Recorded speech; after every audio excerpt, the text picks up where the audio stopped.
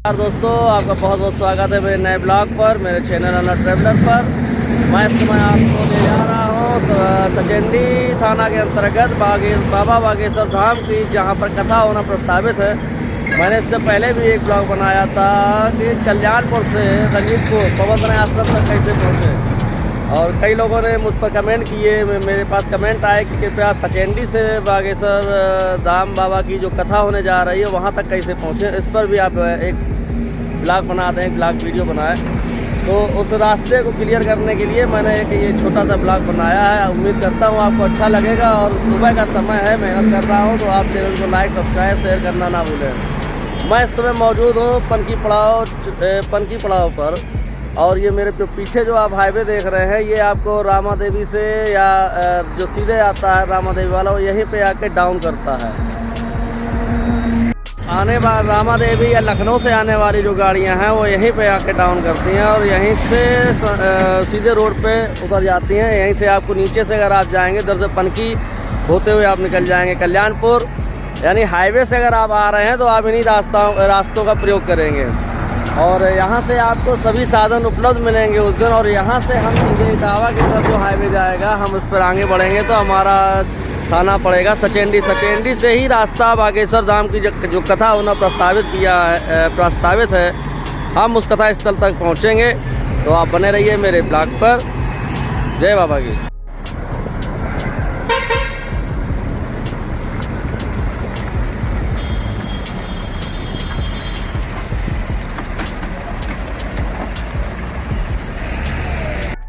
यहाँ ये ध्यान रखने वाली बात है, जब आप लोग पनकी पड़ाव से हाईवे या रोड पे जब चलेंगे, तो जो हाईवे है वो आपको सर्विस लेन की तरफ आपको अपनी गाड़ी, अगर आप अपनी गाड़ी पर्सनल गाड़ी से आ रहे हैं तो आपको सर्विस लेन की तरफ यानी किनारे वाली लाइन पे आपको अपनी गाड़ी रख लेनी, क्योंकि हाईवे ऊपर निकल जाता है। और ये अंडरग्राउंड पास एक जो दिया गया है, इस पास से आप उस तरफ जाएंगे। ये जो रास्ता जो रंजीतपुर जाने का रास्ते, यहाँ से दो रास्ते हैं, एक तो नहर के किनारे से, और दूसरा रास्ता है पर सचेंडी थाने के ठीक बगल से एक रास्ता अंदर जाता है, जो बागपुर कथा के लिए प्रस्तावित हुआ है। तो इस चीज़ का विशेष ध्यान रखें कि बीच में किसी भी प्रकार का कोई कट नहीं है, और ना ही आप किसी कट के चक्कर में पड़े। अगर आप अपने साधन से आ रहे हैं, अपनी बाइक से भी अगर आ रहे हैं, तो आपको यही कट मिलेगा, ये अंडरग्राउंड पास मिलेगा, किसी भी प्रकार का कोई कट नहीं है। तो इस चीज़ का विशेष ध्यान रखें। ऊपर आपके हाईवे मिलेगा और नीचे आपके अंडरग्राउंड पास है। ये पास जो आप पार करेंगे, उसके बाद में आपको ये दूसरी सर्विस लाइन मिल जाएगी, जो पीछे हाईवे के पैरेलल चलती हुई आ रही है। तो आप इस चीज़ को ध्यान रखें, ये खास पहचान है, ये पेड़ लगे हुए हैं, पाम के पेड़ लगे हुए हैं, ये बाग है पूरा, इसी रास्ते पे आपको आना है। जब आप अंडरग्राउंड पास को पार कर लेंगे और जब कानपुर के लिए आप चलेंगे, तो आपको पहला पहचान आपको बता दे रहे हैं कि आपको इसमें स्वामीनारायण मंदिर, ये नर नारायण देवपीठ अहमदाबाद के सौजन से बनाया गया बहुत ही भव्य बहुत सुंदर मंदिर है। अगर आपको मौका मिलता है तो आप यहाँ पर स्वामीनारायण के दर्शन करके आप आगे बढ़ सकते हैं। और दूसरी पहचान ये है कि ये कानपुर, ये आपको दिल्ली से लखनऊ के लिए नया रूट रेलवे ने जो बनाया था, नया रूट, वो इस पुल आपको मिलेगा। नया पुल है, नया बना हुआ, ये दिल्ली से लखनऊ तक डायरेक्ट ट्रेन लाइन के लिए रूट जो बनाया गया था, वो रूट आपको मिलेगा। ये आपको पहचान बता दे रहे हैं, ताकि अगर आप बाहर से भी आ रहे हैं तो इन चीज़ों को ध्यान रखें। अगर आप इटावा से होते हुए, इटावा हाईवे से, झांसी हाईवे से आप आ रहे हैं, तो रनिया जब आप क्रॉस करेंगे, तो रनिया के बाद में ही आपको सचेंडी थाना आपको मिलेगा। सचेंडी थाना तक ही आप के बगल से ही साधन है, दो साधन रास्ताएँ हैं, वहीं से आपको परमानेंट बसें मिलेंगी, वहीं से आपको सब साधन उपलब्ध कराए जाएंगे। लेकिन इन चीज़ों का भी विशेष ध्यान रखें, क्योंकि आते वक्त आप अगर कुछ बाहर से लोग आ रहे हैं तो उनको यहाँ की जगह का ज्ञान नहीं होता है, तो ये पॉइंटों को जरूर देखें कि स्वामीनारायण मंदिर देख लें और उसी के बगल में रेलवे ट्रैक देख लें। स्वामीनारायण मंदिर से लगभग 200 मीटर आगे बढ़ेंगे तो आपको ये नहर पुल मिलेगा, नहर पुल मिलेगा। और नहर पुल के बगल से ही ये रास्ता जो आप देख रहे हैं, सीधा रास्ता आपको सचेंडी, ये सीधा रास्ता जो आपको है रंजीतपुर के लिए ले जाएगा, जहाँ पर इसमें कथा प्रस्तावित है। लेकिन ये रास्ता जो है ये थोड़ा उबड़ खाबड़ रास्ता है, क्योंकि इधर डंपरों ने रास्ते को डैमेज कर दिया है। तो ये नहर के किनारे किनारे से भी अगर आप आ सकते हैं तो नहर के किनारे किनारे होते हुए भी आप सीधे यहाँ से ये कट है, आगे से कट मिलेगा जहाँ वो ट्रक जा रहा है, ये कट होते हुए ये रास्ता से आप सीधे रंजीतपुर आश्रम तक पहुँच सकते हैं। हम आपको जो ले चल रहे हैं वो इस समय जो रास्ता बनाया गया है और जो जिसका डामरीकरण भी किया गया है सचेंडी थाने के ठीक बगल से, यहाँ ये रास्ता जो जा रहा है ये सीधे आपका प्रस्तावित है, जो सीधे आपको नहर किनारे किनारे ही जाएगा। आप इस रास्ते का भी प्रयोग कर सकते हैं, जिसका आगे से हाईवे से कट है। कट से आप नीचे उतरेंगे अगर अपने 4 व्हीलर या अपने साधन से, आप इस रास्ते का भी प्रयोग कर सकते हैं।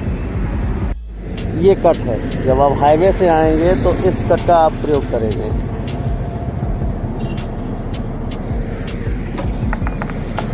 इस समय हम खड़े हुए हैं बिल्कुल सचेंडी थाने के पास में, और आप लोग अगर आएंगे तो इस चीज़ का विशेष ध्यान रखें कि आपको सचेंडी थाने तक आना है। और अगर आप इटावा हाईवे से आ रहे हैं तो आपको सचेंडी थाने पर रुकेंगे। अगर कानपुर से अगर आप होते हुए आ रहे हैं तो जिस तरह से मैंने बाईपास बताया वो उस तरह से आपको वहीं कट से होते हुए आना, बीच रास्ते में किसी प्रकार का कट नहीं है। और सचेंडी थाने के बाद में आपको ये रूट बिल्कुल थाने के बगल से, ये हमारे पीछे आप देख सकते हैं सचेंडी थाना है, थाने के ठीक बगल से जो रास्ता है वो यही रास्ता सीधे कथा स्थल तक आपको पहुंचाएगा। ये थाना है, सबसे मेन पहचान सचेंडी थाने पर। इस तरह का कट का इस्तेमाल ना करें जो हमारे पीछे कर रहे हैं। ये जो रास्ता जो सीधा जा रहा है ये सीधा रंजीतपुर कथा के लिए, जो बाबा बागेश्वर धाम की कथा प्रस्तावित तो वहाँ के लिए है। और हम इसी रास्ते को आपको दिखा रहे हैं। ये आपको कहीं नहीं आना, सिर्फ इस चीज़ को ध्यान रखें कि हमें सचेंडी थाने पे पहुंचना है। थाने के जस्ट बगल से ही रास्ता आपका सीधे कथा स्थल के लिए पहुंच रहा है। और यहाँ पर एक हमको भैया मिले हैं जो कि ग्राम गड़ा से हैं। क्या नाम भैया आपका? रितेश सिंह।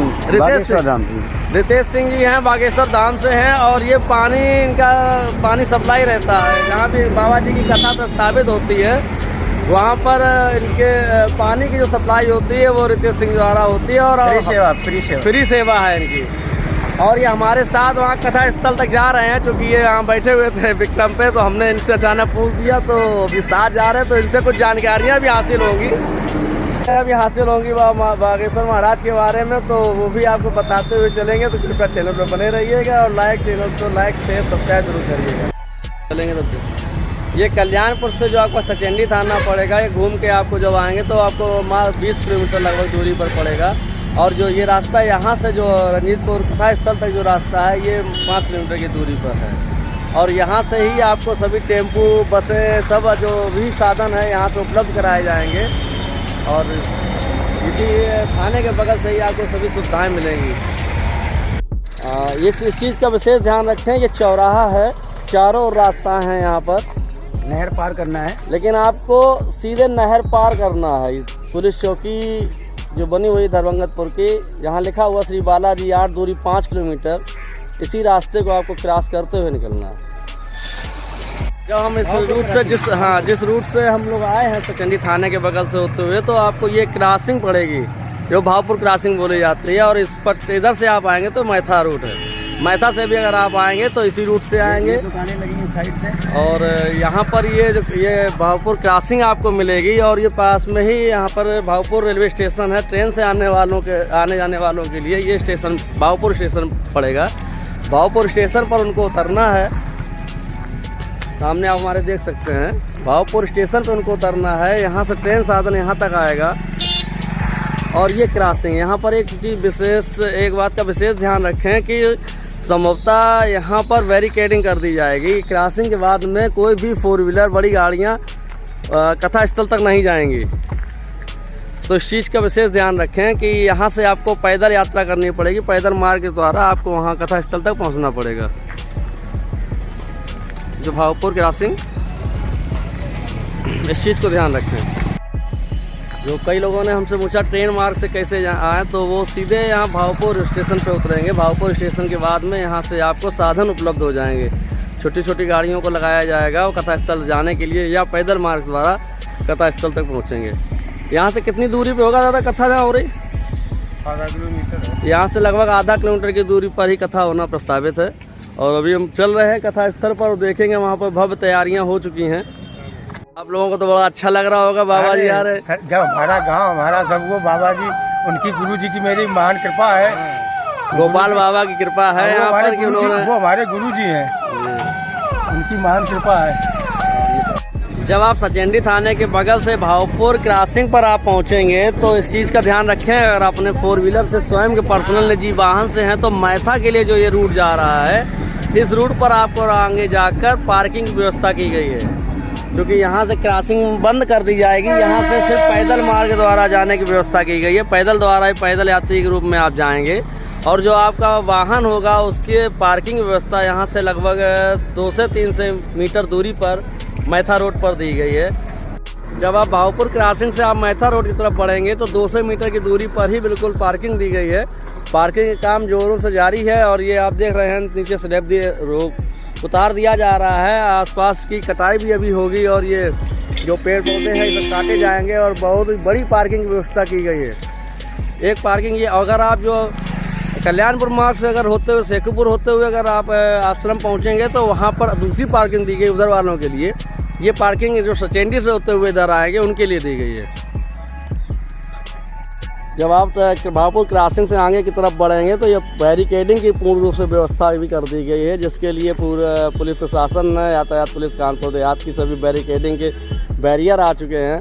और ये lieutenant colonel Shivnath Singh inter college है, इसी में रुकने की भी व्यवस्था की गई। कुछ लोग यहाँ रुकेंगे, गांव में भी कमरों में व्यवस्था की गई है, लोगों ने अपने मकानों में कमरों की व्यवस्था कर दी है रुकने के लिए। और जितने भी बड़ी बड़ी इमारतें हैं उनमें रुकने की व्यवस्था की जा रही है। जाम रंजीतपुर आपका हार्दिक स्वागत करता है पवन तनय आश्रम के लिए।